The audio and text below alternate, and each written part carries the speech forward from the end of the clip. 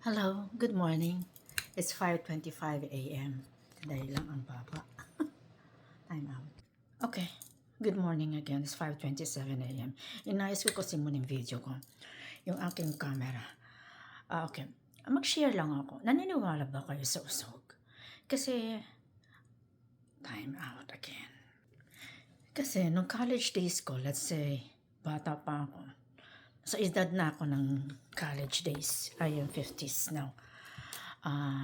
Nakakausog ako ng mga bata.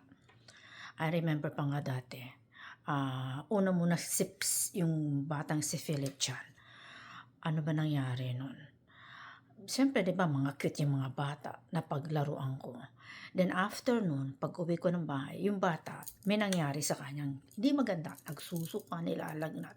Then tinanong nila, sino yung huling bumati? Sino yung huling naglaro? Di sinabi nila, ako. So yun, tinawag nila ako. Siyempre, hindi ako naniniwala. Di man naniniwala yung ganyan-ganon.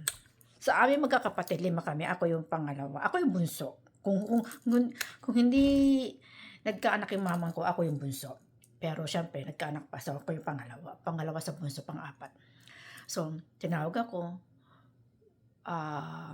Sabi, anihin ko na yung bata. Lawayan ko raw. So, nilawayan ko yung paa. Hindi lang, nilawayan yung paa, tsaka yung puso. Alam mo, parang nagdahilan lang yung bata. Nawala yung sakit ng katawan. Baga, nawala yung sakit niya. And then, lumipas yung mga panahon, yung ate ko, si JC, sinilang na. Basta mga matatandaan ko lang, si JC sinilang na. Sinilang na siya, baby na siya. So, nasa second year college na ako nun. Siyempre, galing ka ng trabaho, ng school, biyahe, ganyan pagod. Nakita ko si JC. Nasa na, kit. So, binati ko. Totally binati. Pinaglaruan ko, ganyan. Yung caring ba, ganyan. Ayun, nilagnat si JC. Ayun, syempre, ayun na naman yung mga orasyon, ano daw yung palad, yung paa, yung talampakan, yung pusod, pati pa, hindi ko alam, matandaan ko si JJ din. Tapos, ang huli sa mga batch, kasi magpipinsan yan eh, si Philip Chan, si JC, tsaka si JJ. So, ang huli naman ay si Cherry.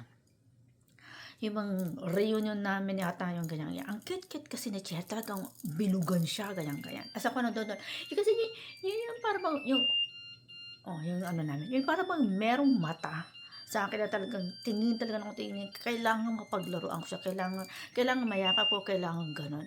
So ayun, sabi ko, pagbigyan nyo na ako. So niyakap ko, ganyan. Sa afternoon, natapos na ako, kasi nandun kami sa bagong silang na yung dalawa naming kamag-anak, magkapitbahay sila sa Patasan, pumunta na ako sa kabilang bahay. Ayun na, may tinawag na ako. Kasi nilalagnat na raw si Cherry. So, ang ginawa ko, nilawayan ko, ganyan, mga orasyon ba. Kaya nangyayari nito, kapag halimbawa may mga baby sila, nakatingin na sila sa akin. Minsan talagang hindi ako bumabati ng bata. Ayaw ko nang bumati ng bata. Nilalayuan ko sila. Kahit sabihin mo nakainom na ako, humupa na yung katawan ko, ayaw ko na lumapit. Alam naman nila, tapos sasabihin nila sa akin, ay Judith, ingat, ganyan, pera buyaw, ganun. At halimbawa mag-uuwian na, aanin talaga nila ako, tatawagin. Kasi na malalayo ng mga bahay namin, talagang aanin nila tatawagin na ako, ay Judith, muna si ganyan, pati.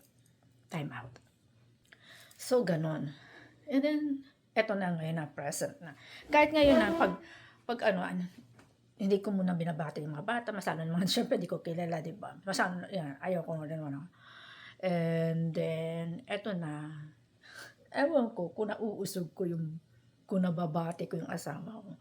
Kasi minsan, syempre galing ng trabaho, pagod ka, ganyan. Exhausted ka, ang energy mababa, ganyan. Tapos syempre darating ka, kikita na kayong asawa. Ako darating galing trabaho, tapos yung asawa ko aalis na.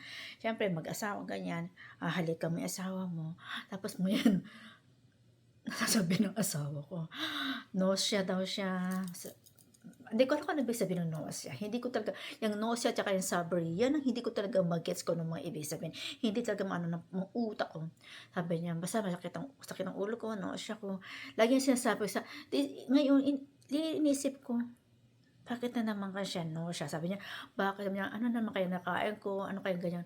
Kaya naisip ko, kasi etong week na 'to, pagod na pagod lagi ang katawan ko, galing trabaho. Sabi ko, naku po, baka nabati ko ang asawa ko, ganyan. Kaya ayun, naniniwala ba kayo dun? Ngayon siyempre 'pag halimbawang gano'n nakikita ko, alam mo ginagawa ko, hinahawakan ko lang asawa ko. Hinahawakan ko yung kanyang tiyan, ganyan. Inaano ko, binubulungan ko na lang para maano. Naniniwala ba kayo sa usog? Pero alam mo meron akong kapitbahay, doon sa Mary Homes, meron akong kapitbahay, ang pangalan niya ay si Ronan. Balis naman siya, mas malakas siya kaysa sa akin. Siya nababahalis niya, nanay niya. Kaya 'pag ang nanay niya ay nakakaramdam ng alam niya na kung sinong lalapitan, yung anak niya. Minsan nga nagkapagkuwentuhan kaming dalawa, sabi ko sa kanya, "Mas mataas ka kaysa sa akin." Pero hindi kami dalawa nagkakaano, pero siguro kaya hindi kami dalawa nagkaka-clash kasi ako hindi man ako pagod, siya naman wala naman. Kumbaga nasa normal lagay kami ng katawan. Kaya hindi kami nagkakaroon. Ako kasi kaya ano ba, basta gano'n. Tapos minsan naman eto hindi 'yun ang hindi ko talaga rin maintindihan. One time, yung kaibigan namin si Logie, nasa labas kasi ako no'n, nasa kita ko sa labas ako sa subdivision baga. Si Logie nasa malayo, kitang-kita ko na may hawak siyang cute na aso.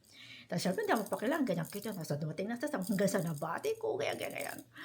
Tapos kinabukasan, mga ilang araw sabi niya, "Ate Judith pero hindi niya alam na may gano'n ako. O hindi namin iniintindi.